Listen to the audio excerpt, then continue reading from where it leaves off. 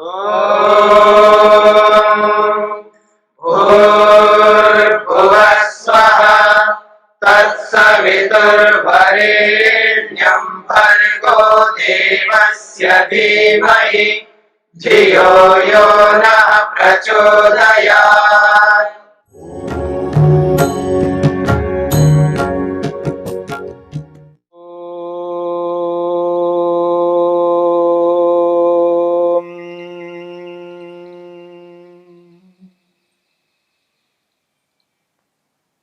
ईश्वर प्रणिधान को लेकर के हम विचार कर रहे हैं। नियम का अंतिम विभाग है ईश्वर प्रणिधान। तस्मिन् परम गुरौ सर्व कर्म अर्पणम। महर्षि वेदव्यास कहते हैं उस परम पिता परमात्मा के प्रति संपूर्ण कर्मों को अर्पित करना। कोई ऐसा कर्म ना हो जो ईश्वर को समर्पित नहीं किया हो। और ये तब संभव है जब हम ईश्वर को मन से, वाणी से और शरीर से स्वीकार करें। जब मन से कर्म कर रहे हैं तो समझ लेना मेरे मन के अंदर ईश्वर बैठे हुए हैं। सर्वव्यापक होने से मेरे मन के अंदर भी है। मैं ऐसा कोई विचार न करूं जिससे ईश्वर मुझको दंड दे। ऐसा मानसिक कर्म न करूं जिसका फल मेरे को दुख मिले। जब वाणी से कोई भी कर्म करूं तो मैं इस बात को जानूं, समझूं, एहसास करूं, ये जो मेरा कर्म हो रहा है वाणी का कर्म, ईश्वर उस कर्म को सुन रहे हैं। ईश्वर उस कर्म को सुन रहे हैं। ईश्वर सर्वत्र व्याप्त है। जब मेरी वाणी निकल रही है, वाणी का कर्म हो रहा है, तो उस वक्त ईश्वर उस कर्म को सुन रहे हैं। ये बोध हमें होना चाहिए। जब कभी मैं शारीरिक कर्म करता हूं, शरीर से कोई भी कर्म करता हूं, उस कर्म को करते हुए ये अनुभूति रहे कि ईश्वर मुझे देख रहे हैं।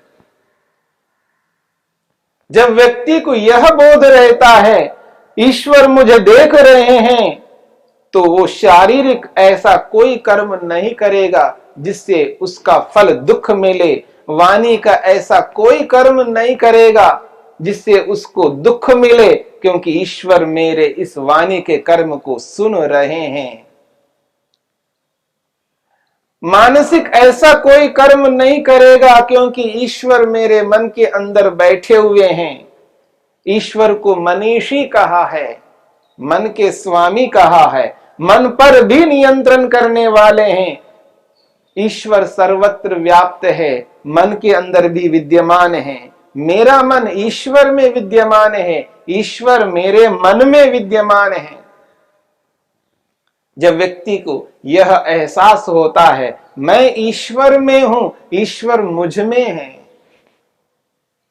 मैं ईश्वर में हूं, ईश्वर मुझ में है, मेरी बुद्धि ईश्वर में है, ईश्वर मेरी बुद्धि में है, मेरा अहंकार ईश्वर में है, ईश्वर मेरे अहंकार में है, मेरा मन ईश्वर में है, ईश्वर मेरे मन में है, मेरी इंद्रियां ईश्वर में हैं और ईश्वर इंद्रियों में हैं, मेरा संपूर्ण शरीर ईश्वर में है, ईश्वर मेरे शरीर में है, ईश्वर सर्वत्र व्याप्त है।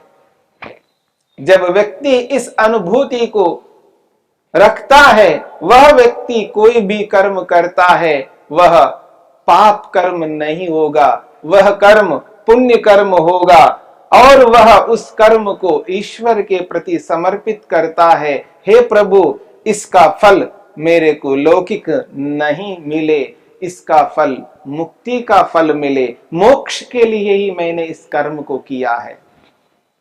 जब ऐसी अनुभूति से व्यक्ति कर्म करता है तो इसको कहा जाता है ईश्वर प्रणिधान। ईश्वर को अनुभव करता हुआ अपने समस्त कर्मों को ईश्वर को वो समर्पित कर रहा है। अपने कर्मों को ईश्वर को समर्पित करने का नाम ही ईश्वर प्रणिधान है। सर्व कर्म अर्पणम, समस्त कर्मों को ईश्वर के प्रति अर्पित करना और उन कर्मों के फलों को लौकिक फलों के रूप में नहीं चाहना, यही ईश्वर प्रणिधान है। इसका निरंतर अभ्यास करता है योगाभ्यासी, ईश्वर की उपस्थिति को स्वीकार करता है। इसलिए महर्षि वेदव्यास ने स्पष्ट शब्दों में कहा है, शय्यासनस्थो अथ पथिव्रजन वा स्वस्था परीक्षीण वितर्क जालः संसार बीज क्षयमीक्षमाणः स्यान्नित्य युक्तो मृत भोग भागी। महर्षि वेदव्यास कहना चाहते हैं, शैया पर लेटा हो, बिस्तर पर लेटा हुआ हो, आसनस्थ अथवा आसन पर बैठा हुआ हो। अभिप्राय है चाहे व्यक्ति लेटा हुआ है चाहे बैठा हुआ है। शय्यासनस्थ अथ पथिव्रजन वा, अथवा व्यक्ति जा रहा हो, किसी काम के लिए जा रहा हो, किसी काम के लिए आ रहा हो, आना जाना करता हो, चाहे शैया पर लेटा हो तो भी ईश्वर को अनुभव करता है, ईश्वर मुझे देख सुन जान रहे हैं। चाहे व्यक्ति बैठा हुआ हो तो भी इस बोध को रखता है कि ईश्वर सर्वत्र व्याप्त है, मुझे देख सुन जान रहे हैं। शय्यासनस्थो अथ पथिव्रजन वा, अथवा व्यक्ति आ रहा है जा रहा है, जाते वक्त आते वक्त ईश्वर की अनुभूति बनाए रखता है कि ईश्वर मुझे देख सुन जान रहे हैं। वही व्यक्ति स्वस्थ, वो स्वस्थ रहता है, अर्थात स्वयं में स्थित रहता है, अपने आप को अनुभव करता है, आत्मानुभूति करता है। जो व्यक्ति आत्मानुभूति करता है उसको स्वस्थ कहा है। यहां पर स्वस्थ, स्वयं में जो स्थित है उसका नाम है स्वस्थ। स्वस्मिन् स्थितः, स्वस्थ जो अपने आप में स्थित है, यानी अपना बोध करता है, मैं एक आत्मा हूं, मैं एक चेतन हूं, मैं नित्य हूं, शुद्ध हूं, बुद्ध हूं, मैं मन से पृथक हूं। दृग्दर्शन शक्तियों एकात्मिता इव अस्मिता। दृक् शक्ति और दर्शन शक्ति आत्मा को और मन को एक रूप में वो स्वीकार नहीं कर सकता, इसलिए वो एहसास करता है कि मैं एक आत्मा स्वरूप हूं। स्वस्थ अपने आप को एहसास करता है, अनुभव करता है, यह है स्वस्थ। परीक्षीण वितर्क जाल, वितर्क कहते हैं हिंसा को, झूठ को, चोरी को, व्यभिचार को, परिग्रह को, अशुद्धि को, असंतोष को और तप न करना, विलासिता को, विलासी भाव को मन में लाने को, स्वाध्याय न करने को, ईश्वर को स्मरण न करने को यहां पर वितर्क शब्द से स्पष्ट किया है। मन के अंदर वितर्क आते हैं, वाणी के अंदर भी वितर्क आते हैं, शारीरिक क्रियाओं को भी वो इस तरह करता है जो यम और नियम के विरुद्ध क्रियाएं हैं, ये सब वितर्क कहलाते हैं। परीक्षीण वितर्क जालः, जितने भी वितर्क है उनको समाप्त करता है, परीक्षीण करता है, अर्थात हटा देता है। क्यों? वो स्वस्थ है, अपने में स्थित है। जो आत्मा अपने में स्थित होता है, स्वयं को अनुभव करता है, वो कभी वितर्कों को नहीं आने देता, वो कभी हिंसा, झूठ, चोरी, व्यभिचार, परिग्रह नहीं कर सकता, वो अशुद्ध कभी नहीं रह सकता, वो हताश निराश नहीं रह सकता, वो अतपस्वी नहीं बन सकता, वो स्वाध्यायशील ना हो और स्वाध्याय से रहित हो, ऐसा कभी नहीं हो सकता। वो ईश्वर प्रणिधान ना करे, ऐसा नहीं हो सकता। इसलिए वो स्वस्थ होकर के इन समस्त वितर्कों को परिक्षीण करता है, हटा देता है, अपने जीवन से निकाल देता है, समस्त वितर्कों से रहित हो जाता है। चाहे वो लेटा हुआ है, चाहे वो बैठा हुआ है, चाहे वो आ रहा है, जा रहा है, इन सभी स्थितियों में वो स्वस्थ रहता है, अपने आप को अनुभव करता हुआ ईश्वर को अनुभव करता है, ईश्वर की उपस्थिति को स्वीकार करता है। इतना ही नहीं, संसार बीज क्षयमी क्षमानः, संसार बीज, संसार का जो बीज है, संसार में आने का जो मूल कारण है, वो है अविद्या, अस्मिता, राग, द्वेष, अभिनिवेश, या यूं कहिए काम, क्रोध, लोभ, मोह, ईर्ष्या, अहंकार। ये है संसार के बीज हैं, संसार में आने के ये कारण हैं। संसार बीज क्षयमी क्षमानः, इनका क्षय, इनका नाश करता हुआ व्यक्ति, इन समस्त कारणों को समाप्त करता हुआ स्यात् नित्य युक्तो अमृत भोग भागी, वो ईश्वर से सदा युक्त रहता है। स्यात् नित्य युक्तः, वो सदा ईश्वर के साथ आबद्ध रहता है। जो योगाभ्यासी ईश्वर के साथ आबद्ध रहता है, ईश्वर के साथ जुड़ा हुआ रहता है, ईश्वर की अनुभूति बनाए रखता है, वही व्यक्ति चाहे वो लेटा हुआ हो, बैठा हुआ हो, आने जाने का कर्म कर रहा हो, किसी भी स्थिति में हो, वो ईश्वर को सतत अनुभव करता है। स्यात् नित्य युक्तो अमृत भोग भागी। एक ऐसा समय आएगा जब व्यक्ति अपनी अविद्या को हटा देता है, समाधिस्थ होता है, ईश्वर का साक्षात्कार करता है, अमृत भोग भागी, वो अमृत का भोग करेगा, यानी अमृत को प्राप्त कर लेगा, अमृत को प्राप्त करने का अधिकारी बनेगा। यही ईश्वर प्रणिधान है। ऐसी स्थिति में रहता है व्यक्ति, चाहे वो लेटा हुआ है, सोया नहीं है, केवल बिस्तर पर लेटा हुआ है, तो भी लेटा लेटा वो इस एहसास में रहता है, हाँ मुझे ईश्वर देख सुन जान रहे हैं। भले ही वो बैठा हुआ हो, तो भी ईश्वर को नजरअंदाज नहीं करता।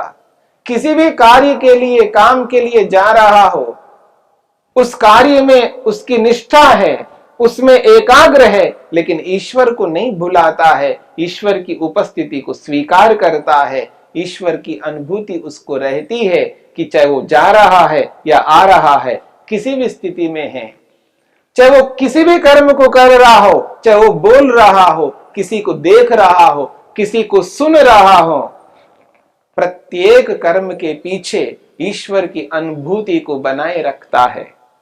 जैसे हम लोग दिन में दिन की अनुभूति रखते हैं, प्रत्येक व्यक्ति को यह अनुभव रहता है, हम दिन में कार्य कर रहे हैं, अभी दिन में हैं हम, दिन में दिन की अनुभूति रखते हुए हम समस्त क्रियाओं को करते हैं। और जब रात होती है, रात्रि के काल में यदि कोई कर्म करते हैं, रात की स्थिति में रात की अनुभूति रहती है, रात में क्रिया कर रहे हैं, रात की अनुभूति रखते हुए रात में कर्मों को करते हैं, दिन में दिन की अनुभूति रखते हुए कर्मों को करते हैं। जिस प्रकार हम दिन की अनुभूति रखते हुए कार्यों को करते हैं, ऐसे ही एक योगाभ्यासी ईश्वर की अनुभूति रखते हुए कार्यों को करता है।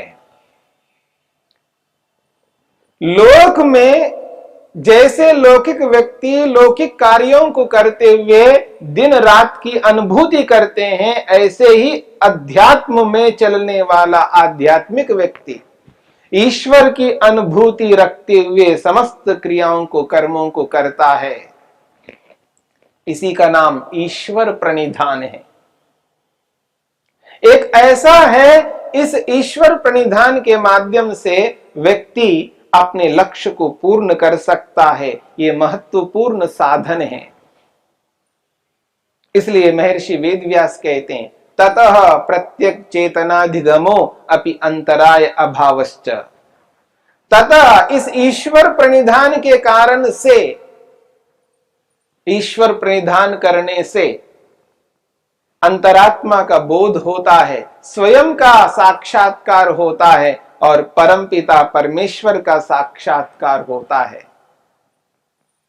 इसलिए महर्षि पतंजलि ने भी इसी बात को लेकर के कहा है, यदि ईश्वर को प्राप्त करने के लिए उपाय को अपनाना है कि ऐसा उपाय अपना लो जिस उपाय को अपनाने पर अत्यंत निकट समाधि रहती है।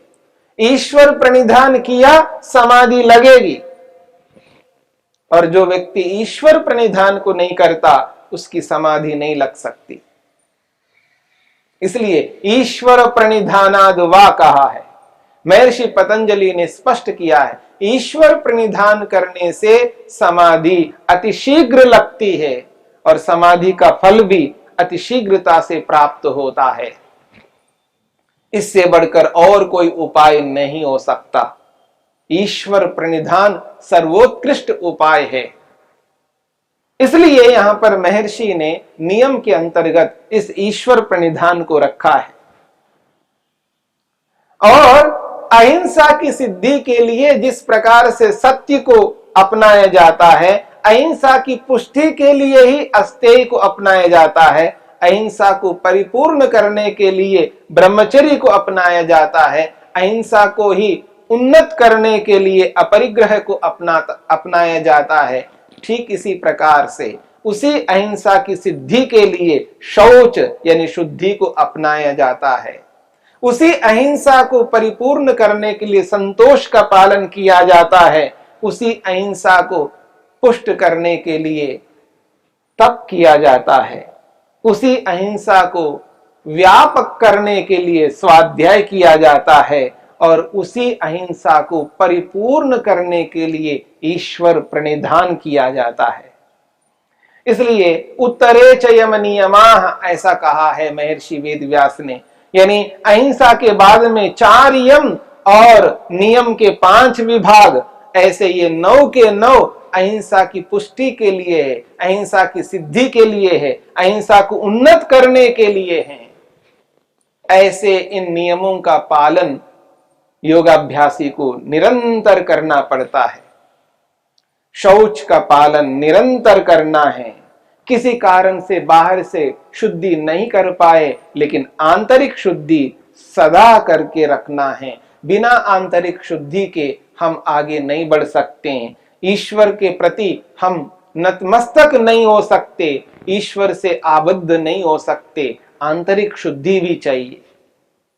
तप के बिना हम आगे बढ़ नहीं सकते। बिना स्वाध्याय के ईश्वर के गुण कर्म स्वभावों को जान नहीं सकते। बिना ईश्वर प्रणिधान के हम अपने कर्मों को ईश्वर को अर्पित नहीं कर सकते। इसलिए इन सब बातों को जानकर समझकर अहिंसा को पुष्ट करने के लिए बाद के 4 यम और नियम के 5 विभागों को अपना करके अहिंसा को परिपूर्ण करना है और अपने लक्ष्य को प्राप्त करना है।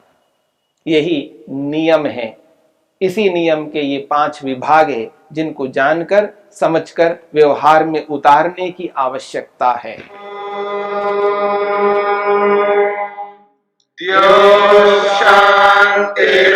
शांतिरंतरिक्षं शांति पृथिवी शांतिरापः शांतिरोषधयः शांति वनस्पतयः शांतिर्विश्वे देवाः शांतिर्ब्रह्म शांति सर्वं शांति शांतिरेव शांति क्षमा शांतिरेधि।